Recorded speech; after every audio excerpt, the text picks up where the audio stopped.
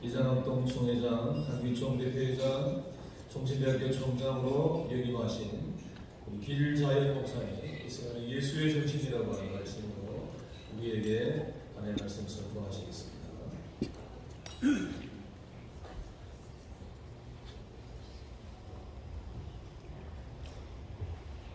사도 요한이 활동하던 초대교회의 시기는 로마의 박해 속에서 교회가 신음하고 이단의 침투를 통해서 교회가 고통받던 시대였습니다.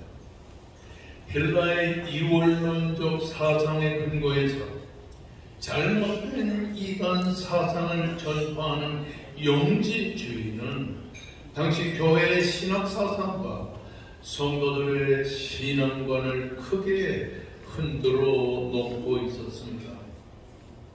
영지주의는 영은 선하고 육은 악하다고 하는 헬라의 이원론 사상의 바탕을 두었습니다. 그러므로 그들은 어떻게 선하신 하나님이 악한 육체를 창조하셨겠는가? 그건 불안합니다. 또한 선하신 예수님이 어떻게 악한 육체를 입고 이 세상에 오셨겠는가? 그거는 불가능하다고 하는 것입니다. 예수 그리스도가 세상에 오신 것은 아니고 오신 것처럼 보이는 것뿐이라고 하는 가연설을 주장함으로써 기독교의 진리 자체를 부정하는 그런 상황에 이르게 되었습니다.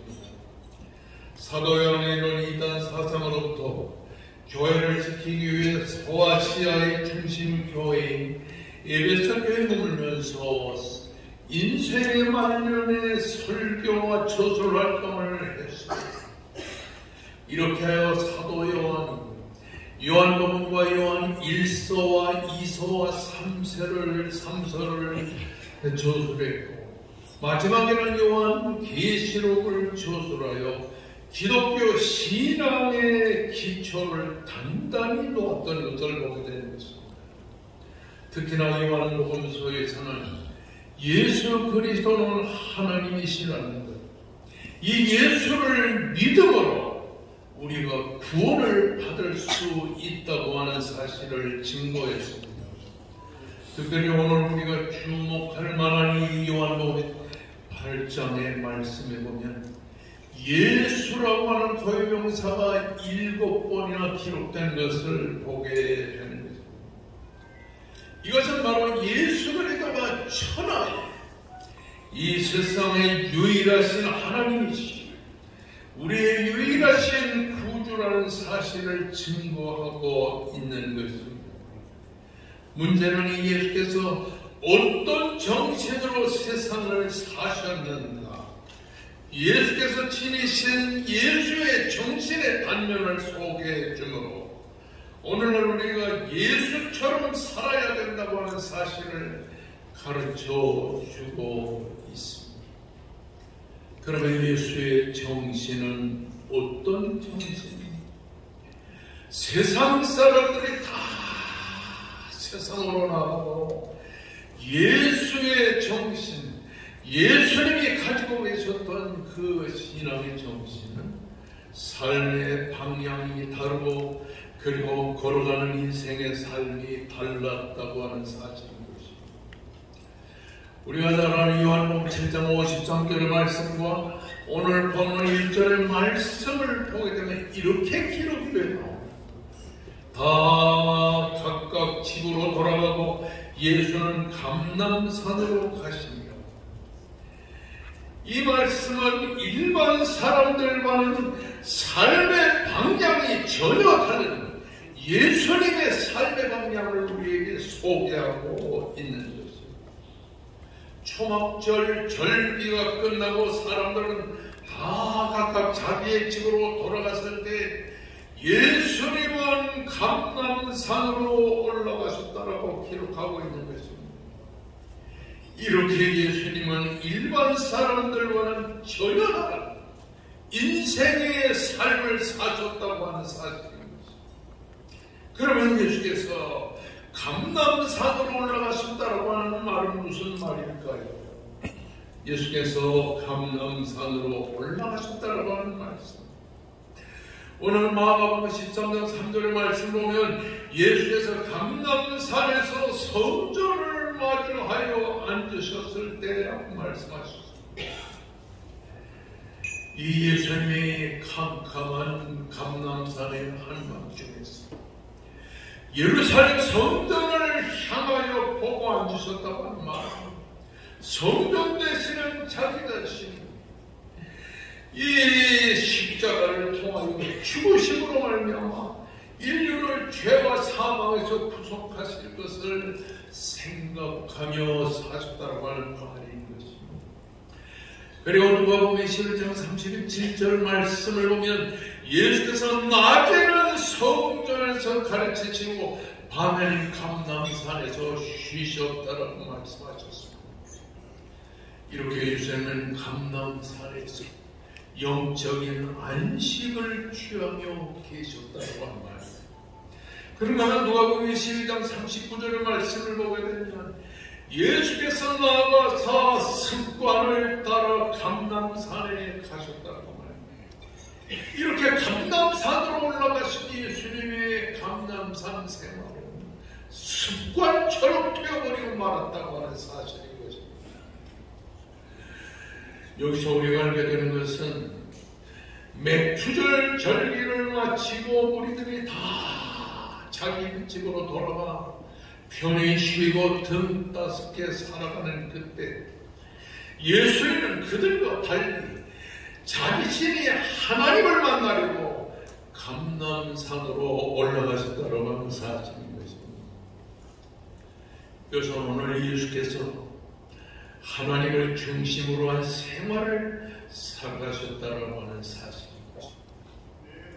하나님을 중심으로 한 생활이라는 말은 하나님께 기도하며 살아갔다고 하는 사실입니다. 예수님은 감람산으로 올라가셔서 때로는 성전을 바라보시면서 영적인 안식을 취하시면서 기도의 습관이 되기까지 하나님께 기도하고 또 기도했다고 하는 사실인 것입니다. 이렇게 예수님에게는 기도의 자리가 있었습니다. 오늘 우리 한국교회의 문제는 기도의 자리를 갖추지 못했다고 하는 사실입니다. 기도가 없는 신앙생활, 기도가 없는 목회, 기도가 없는 사역, 기도가 없는 설교, 껍데기 신앙생활에 지나지 않는다고 하는 사실입니다. 오늘 우리는 대한민국의 국민으로서 한국교회의 그리스도인으로서 예수님처럼 기도의 자리를 가지고 살아가는 성도가 되어야 될 줄로 믿습니다. 그런가 하면 예수님은 사람을 보는 관점이 달랐다고 하는 사실인 것입니다. 오늘 이 본문 말씀을 보면 서기관과 바리새인들이 음행 중에 잡힌 여자를 끌고 와서 가운데 세웠습니다. 그리고는 말이 있습니다. 선생님, 이 여자가 가나마다 현장에서 잡혔나이다. 모세는 율법에 이런 여자를 돌로 치라고 명하였거니와 선생은 어떻게 말을 했나이까? 서기관과 바리새인은 가나마다 현장에서 잡힌 여자를 율법적인 시각으로 바라보았습니다. 율법적인 시각으로 바라보게 되니까 사람을 정죄하고 돌로 쳐서 죽이려고 하는 이러한 잔악한 생각을 갖게 된다고 하는 사실인 것입니다. 그러나 예수님은 율법적 시각으로 가나마다 현장에서 잡힌 여자를 본 것이 아니고 사람의 눈으로, 사람의 눈길로 이 여자를 바라봤다고 하는 사실인 것입니다. 사람의 시선이 머무는 곳에 긍휼의 손길이 있고 용서와 관용의 쓰다듬이 있다고 하는 사실인 것입니다.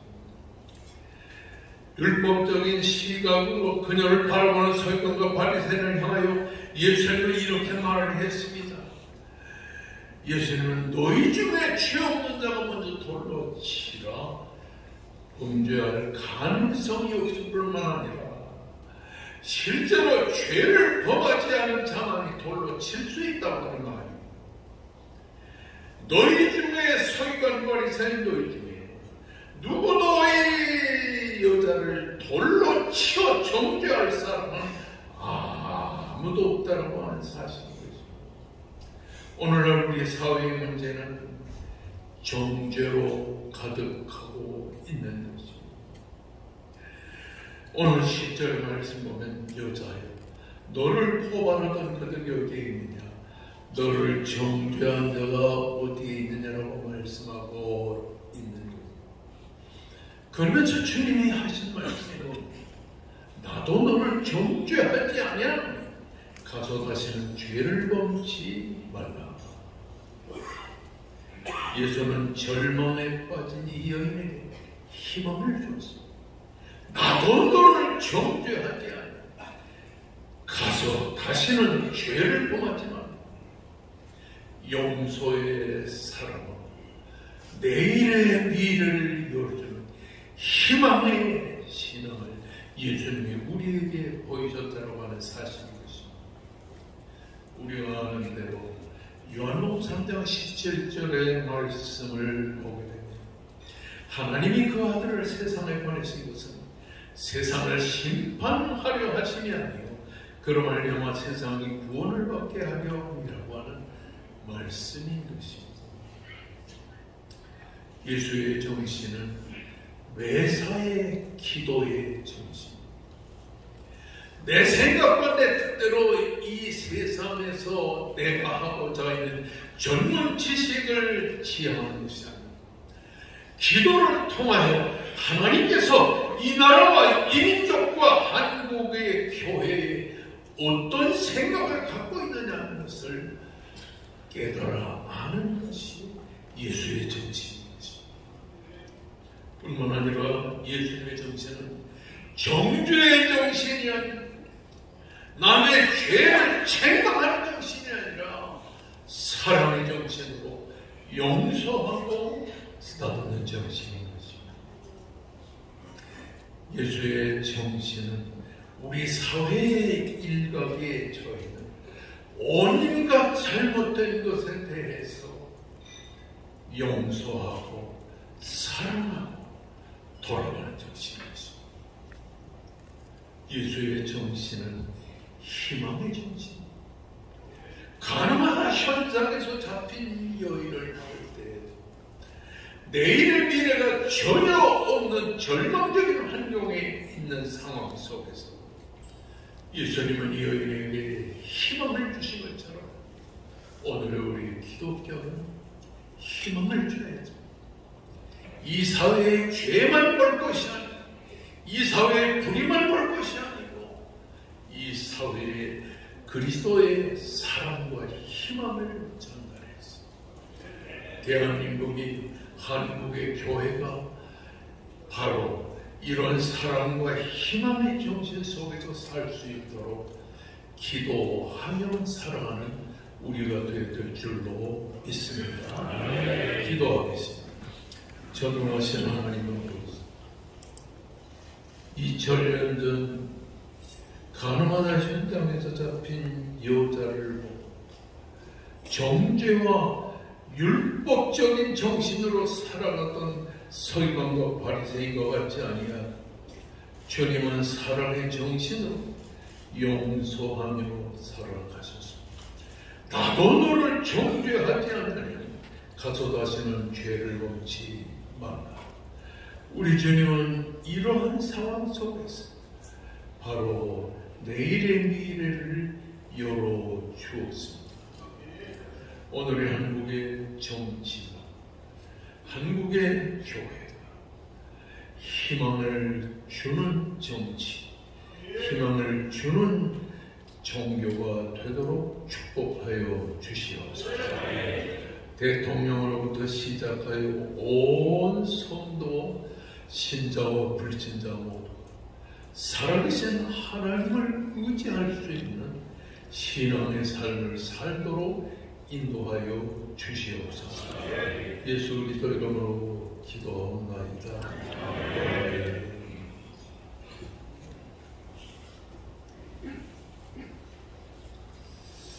이제 옥토교회 담임이시며 서울시 기독교 청년학교 명예회장이신 원성훈 목사님 축도해 주시겠습니다.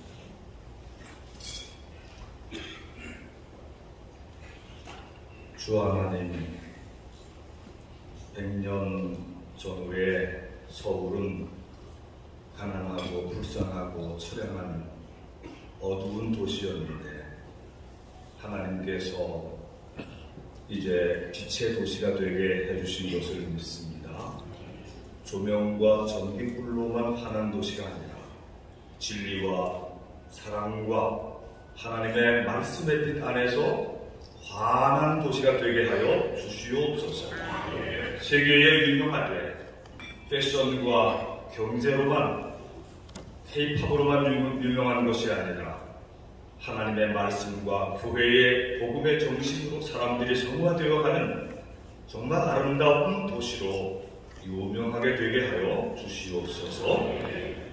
이제는 죽음과 불행의 권세를 깨뜨리시고 부활하신 사랑의 주 예수 그리스도의 그 크신 사랑하심과 하나님 아버지의 말로 닿을 수 없는 크신 은혜와 악한 영들을 몰아내시고 거룩한 바람, 은혜로운 바람을 불어오게 하시는 성령의 감동하심이 서울시와 대한민국을 위한 이 조찬 기도에 모인 모든 주의 사랑하는 자녀들과 교회들과 그리고 하나님을 경외하는 모든 정치가들과 모든 주의 종들 위해 지금부터 영원까지 함께하여 주시기를 간절히 축원하옵나이다.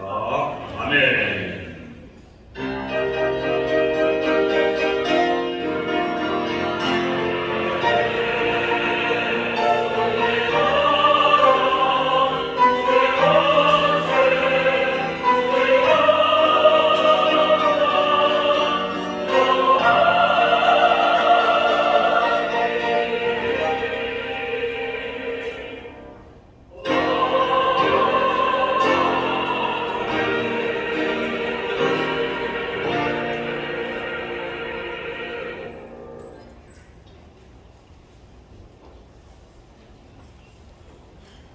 할렐루야!